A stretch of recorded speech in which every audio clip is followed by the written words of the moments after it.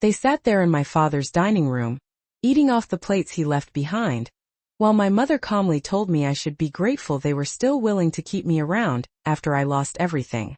My younger sister actually laughed when I said I didn't know where I was going to sleep that night, like it was some kind of joke. And my husband, my own husband, didn't defend me, didn't even look at me, just kept scrolling on his phone like I wasn't even there. That was the moment I realized losing the money wasn't the worst thing that could have happened to me. Believing I had a family was. Before I go any further, if this story speaks to your heart, take a second to like and subscribe, but only if it truly resonates with you. And leave a comment telling me where you're watching from, and what time it is in your city right now, because I read every single one. My name is Emily Carter, I'm 32 years old. And this is the night my entire family showed me exactly who they really were. But to understand how it all fell apart, you need to go back 3 months earlier, to the day I sold my father's property. My dad passed away after a long illness, and I was the only one who stayed with him until the end, sleeping in a chair next to his bed, handling his medications, making sure he wasn't alone. My mother visited maybe twice a week, my sister Chloe barely showed up at all, and my husband Daniel always had an excuse: work, traffic, meetings, anything that kept him away. When my dad died, he left me his largest asset, a commercial property just outside Austin, something he'd built from scratch over 25 years. I didn't even know it was worth much until the offers started coming in. Within 6 weeks, I sold it for just over $18 million. $18 million. I remember staring at the number on the closing documents, my hands shaking, thinking this was going to change everything for me, for all of us. I thought maybe now my family would finally see me differently. I thought maybe things would feel fair. That was my first mistake. The second mistake was telling my best friend Sophie about the sale before I told anyone else. We were sitting in her apartment, takeout containers on the table, when I showed her the paperwork. She didn't smile. She didn't congratulate me. She just looked at me, really looked at me, and said something that didn't make any sense at the time. "Don't tell them you have the money." I laughed because I thought she was joking. "What do you mean?" I asked. She leaned forward, her voice calm, almost too calm. "Tell your family you lost everything. Bad investment, legal fees, whatever. Just tell them it's gone." I remember shaking my head, confused. Why would I do that? She didn't answer right away. She just held my gaze and said, "Because you deserve to know who they really are before they know what you're worth." I didn't understand it. Not really. But I trusted her. I had trusted her for 15 years. So when I walked into my mother's house that Sunday afternoon, sat down at that same dining table, and told them the money was gone, I had no idea I was about to watch my entire life unravel in ways I could never have imagined.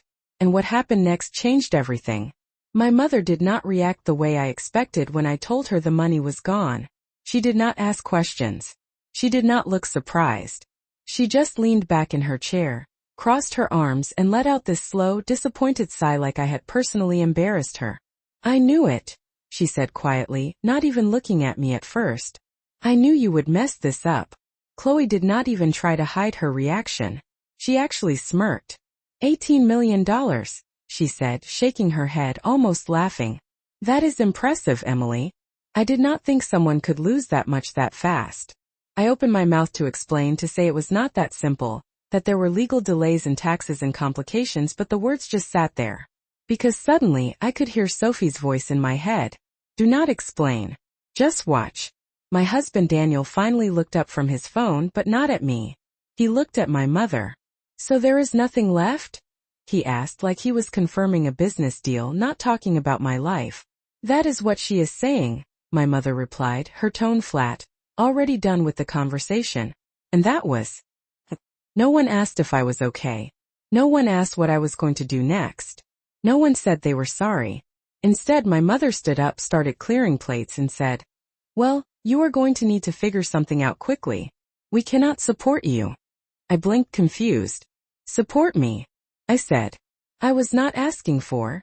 She cut me off without even turning around. "You might not be asking, but we all know how this goes. You have always needed help, Emily. That is why your father worried about you. That one hit harder than anything else. Because it was not true. I had been the one helping him. I had been the one there every single day. But I did not say that. I just sat there." Chloe leaned forward, resting her chin on her hand, studying me like I was something she could not quite believe. "So what now?" she asked. "Are you going to get a real job or something?" I felt my chest tighten, but I nodded slowly. "Yes," I said. "I will figure it out." Daniel finally looked at me then, but there was something different in his eyes. Distance. Calculation. "Maybe it is for the best," he said. "Starting over might be good for you." Starting over. Like I had just misplaced my keys, not lost everything I had. I nodded again because I did not trust myself to speak. But that was not the worst part. The worst part came later that night when we got back home. Our house. The one we had lived in for 3 years. I was standing in the kitchen, staring at the sink trying to process everything, when Daniel walked in behind me. "We should talk," he said. His voice was calm. Too calm. I turned around slowly. "About what?" I asked. He did not hesitate. "About expectations," he said. "Things have changed." I felt that same tightness in my chest again. "What do you mean?" He leaned against the counter, arms crossed, mirroring my mother from earlier. "I mean, we need to be realistic. I cannot carry everything on my own." I stared at him. "I never asked you to." "You did not have to," he replied. "That is just how it works." I shook my head, trying to understand how the conversation had shifted so quickly. "Daniel, it has been 1 day," I said. 1 day since I told them. I have not even had time to. "Exactly," he cut in. "And already it is a problem." I did not say anything after that. I just looked at him, because in that moment, something inside me went very quiet. Not broken. Not angry. Just clear. Like everything Sophie had warned me about was starting to line up, piece by piece. And I realized something I had never let myself consider before. This was not about the money. It never was. It was about what they thought I was worth without it. And I had only just begun to find out. The next morning, Daniel did not kiss me goodbye before leaving for work. He did not say anything at all. He just grabbed his keys, checked his phone, and walked out like I was not even standing there. I stayed in the kitchen for a long time after the door closed, staring at the empty space where he had been, replaying every word from the night before. "We need to be realistic." That sentence kept looping in my head. It sounded so reasonable on the surface, but the more I thought about it, the colder it felt. By noon, my mother had already called. I let it ring twice before answering. "Hello," I said. "I have been thinking." She started immediately, no greeting, no pause. "It might be best if you came by later. We should discuss your situation." "My situation?" I swallowed. "Okay," I said quietly. "I can come this afternoon." When I got there, Chloe was already sitting in the living room, legs crossed, scrolling through her tablet like she had been waiting for this. My mother did not waste time. She sat across from me, hands folded, expression tight. "We need to talk about the house," she said. I blinked. "What about it?" She exchanged a quick glance with Chloe before continuing. "Daniel mentioned that things might be difficult for you now. Financially." I felt something shift in my chest again. "Daniel mentioned." "Of course he did. We think it would be responsible for you to consider selling it," she continued, "before things get worse." I stared at her. "Selling our house?" I asked. Chloe let out a small laugh. "Well, you cannot exactly afford it anymore, can you?" she said. "It is not like you have $18 million sitting around." The way she said it, casual, dismissive, like it had never been mine to begin with. I nodded slowly, keeping my voice steady. "I will think about it," I said. My mother leaned forward slightly. "And another thing," she added. "You cannot keep relying on Daniel. It is not fair to him." That one almost made me laugh, but I held it in. I had been the one paying half of everything for years. Sometimes more. But none of that mattered now. Not in their version of reality. "I understand," I said. Chloe tilted her head, studying me again. "You know," she said, "there is always the option of downsizing, or moving back here for a while. I mean, it is not ideal, but—" She let the sentence hang like she was offering me charity. Like she was above me now. I nodded again. "I will figure something out," I said. And I meant it. Just not in the way they thought. Over the next few days, things did not get better. They got clearer. Daniel started coming home later. He stopped asking me about my day. He stopped including me in anything. One night I heard him in the other room, talking on the phone in a low voice. I did not catch everything, but I heard enough. "Yeah, it is not what I signed up for," he said. A pause. "I just need to think about my future."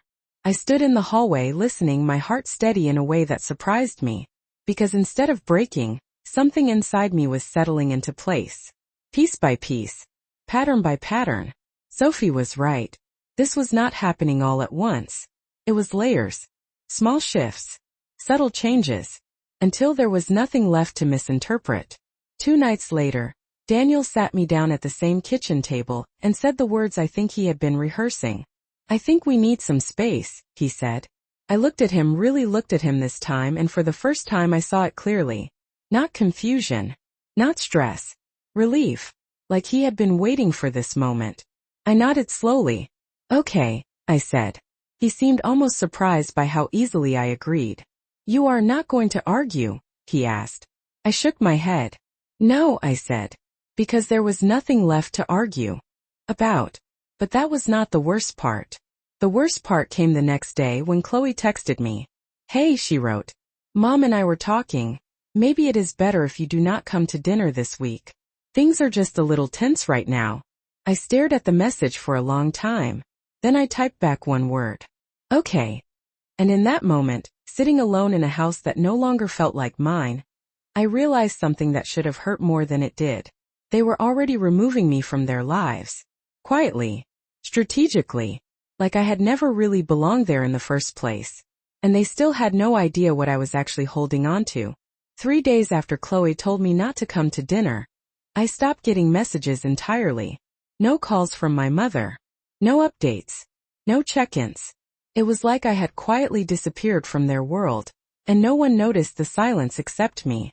Daniel had already moved into the guest bedroom by then, and even that felt temporary, like he was just waiting for the right moment to leave completely. One evening I came home and noticed his suitcase by the door. Not packed in a rush. Not messy. Neatly arranged. Planned. "I am going to stay with a friend for a while," he said when he saw me looking at it. His tone was calm, almost rehearsed.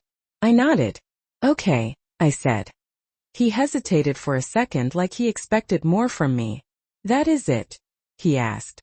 "You are not going to ask who?" I shook my head. "No," I said. Because I already knew. Not the name. Not yet. But I knew enough. He left that night without looking back. And just like that, the house was quiet. Completely quiet. I stood in the living room for a long time after the door closed, listening to nothing, and realized something strange. I did not feel abandoned. I felt free. But that was not the version they were telling themselves. The next morning, I got a message from my mother. Not asking how I was. Not asking if I was okay. Just one sentence. "Chloe mentioned Daniel is staying with her for a few days. Try not to create drama." I read it twice. Then a third time. Chloe mentioned staying with her for a few days. I set my phone down slowly, my hands steady. My mind clearer than it had been in weeks. Sophie had said it would come in layers. She was right. This was another one. Not loud. Not explosive. Just undeniable. Later that afternoon, I drove past my mother's house without planning to. I do not know why. Maybe I just needed to see it with my own eyes. Daniel's car was in the driveway, parked right next to Chloe's. I did not stop. I did not go inside. I just kept driving. Because at that point I did not need confirmation anymore. I had something better than that. I had clarity. That night I called Sophie for the first time since everything started. She answered on the second ring. "Hey," she said softly. I did not say anything for a moment. I just breathed.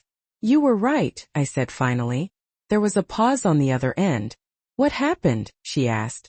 I leaned back against the wall, closing my eyes. "All of it," I said. "Every single part." She did not sound surprised. "I wish I was wrong," she said quietly. "Me too," I replied. Another pause. Then she asked the question that mattered. "So what are you going to do now?" I opened my eyes and looked around the room. The house. The silence. The space that used to feel like something shared and now felt entirely mine. "Exactly what we planned," I said. Because while they were busy removing me from their lives, I had been doing something else entirely. I had already moved the money. Every dollar from that sale was sitting in accounts they did not know existed, structured in a way they could not touch, could not track, could not even imagine. I had met with an attorney 2 days after telling them I lost everything. Quietly, carefully. Every asset, every document, every detail was already in place. They thought I was falling apart. They thought I was alone. They thought I had nothing left. And that was exactly what I needed them to believe. Because the truth was, I had never been more in control of my life than I was in that moment.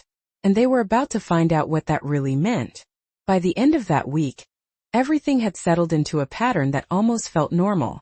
Not the kind of normal I used to have, but a quieter version. One where I did not expect my phone to light up with my mother's name or hear Daniel's footsteps in the hallway. I woke up when I wanted, drank my coffee in silence, and for the first time in years, there was no one asking me for anything. No subtle pressure. No expectations. Just space. And in that space I started to move. Slowly at first. Then with intention. The attorney Sophie recommended was meticulous. The kind of person who did not miss details and did not ask unnecessary questions. Within days, everything had been restructured. Accounts split. Ownership clarified. Documents sealed in ways that made them invisible unless you knew exactly where to look. On paper I had nothing. In reality I had everything. And still I waited. Because Sophie had been clear about one thing. Do not rush the ending, she told me. Let them show you everything first. They did not disappoint. 2 weeks later my mother finally called again. This time her tone was different. Softer. Almost careful. We are having a small family dinner on Sunday, she said. You should come. I paused for a second before answering. I thought things were tense, I said. There was a brief silence. We have moved past that, she replied. There is no need to hold on to negativity. I almost smiled at that. Okay, I said. I will be there. When I arrived, nothing had changed on the surface. Same house. Same table. Same chairs. But the energy was different. Chloe greeted me at the door with a smile that felt too polished, too practiced. Emily, she said like we had not spoken in weeks. It is good to see you. Daniel was already there. Sitting at the table. In my usual seat. He looked up when I walked in, and for a split second I saw something flicker across his face. Not guilt. Not regret. Something closer to uncertainty. I nodded at him once and took a different chair. Dinner started like nothing had happened. Small talk. Safe topics. Weather. Work. Anything that avoided the obvious. But it did not last. My mother was the one who shifted it. She set her fork down, looked directly at me and said, We have been talking about your situation. There it was. My situation again. I kept my expression neutral. And? I asked.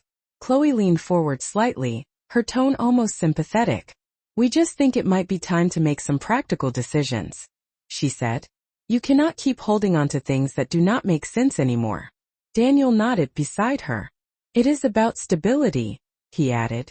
For everyone. For everyone. Not for me. Never for me. I let a few seconds pass before speaking. What exactly are you suggesting? I asked. My mother folded her hands on the table. We think it would be best if you officially transferred the house, she said. Given your situation, it would be more secure under someone else's name. I looked at her. Then at Chloe. Then at Daniel. No one avoided my gaze this time. They were all aligned. Calm. Confident. Certain that I had no options. Chloe smiled slightly. We can help you, she said. Of course. You are family. I nodded slowly like I was considering it. Like I was still the same person they thought I was. That is very generous, I said. And I meant it. Just not in the way they understood. Because in that moment, sitting at that table, watching them lay out their plan so neatly, so confidently, I realized something important. They were not just revealing who they were anymore. They were committing to it. Fully. Publicly. And once people do that, once they step that far, there is no going back. Which meant I did not have to wonder anymore. I did not have to wait. I just had to choose the right moment. And that moment was very close. The papers were already prepared when I came back the following Sunday. Same house. Same table. But this time there was an extra chair at the end, and a man I recognized immediately sitting in it. My attorney. My mother looked confused for half a second before she recovered her composure. Emily, what is this? She asked, her voice tight. I pulled out my chair slowly and sat down, placing my bag on the table with a quiet, deliberate motion. You said we should make practical decisions, I replied calmly. So I did. Chloe frowned, glancing between me and the attorney. What are you talking about? She asked. My attorney opened his briefcase without rushing, sliding a set of documents onto the table. Mrs. Carter, he said politely, addressing my mother. These outline the current ownership structure of the property in question, along with several additional assets. My mother did not touch the papers. Daniel did. He reached forward, flipping through them quickly, his expression shifting with each page. Confusion first, then disbelief, then something heavier. This is not possible, he said under his breath. I watched him quietly. It is, I said. I never lost the money. The room went completely still. Chloe let out a small, sharp laugh like she thought I was joking. Okay, that is not funny, she said. I did not look at her. I kept my eyes on Daniel. Every dollar from the sale is still there, I continued. And more importantly, none of it is accessible to anyone here. My mother finally reached for the papers, her hands not as steady as before. She scanned the first page, then the second, her lips tightening. You lied to us, she said, her voice low. I tilted my head slightly. No, I replied. I protected myself. Chloe pushed her chair back slightly. From what? She snapped. I met her eyes then. From exactly this, I said.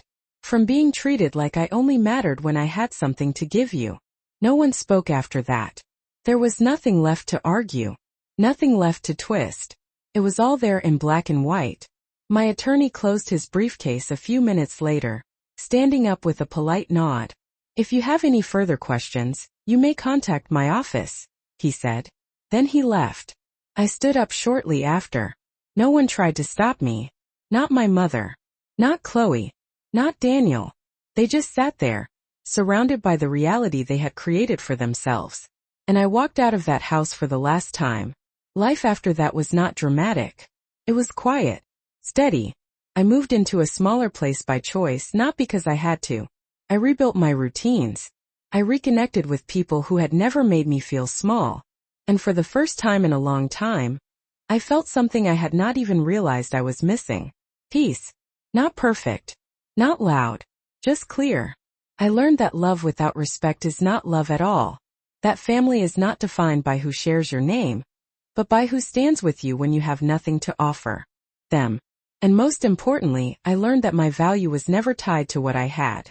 It was tied to who I chose to be when everything was taken away. If you are listening to this and you have ever felt invisible, overlooked, or only appreciated when you are useful, I want you to know something. You are not the problem. And you are not alone. Sometimes the hardest thing is not walking away. It is realizing that you should have done it sooner. Thank you for staying with me through this story. It means more than you know. If any part of this resonated with you, I would love to hear where you are listening from and what time it is in your world right now. And only if this story truly spoke to your heart, you can support by liking or subscribing. My name is Emily Carter, I am 32 years old, and the lesson I want to leave you with is this. Never let anyone decide your worth for you.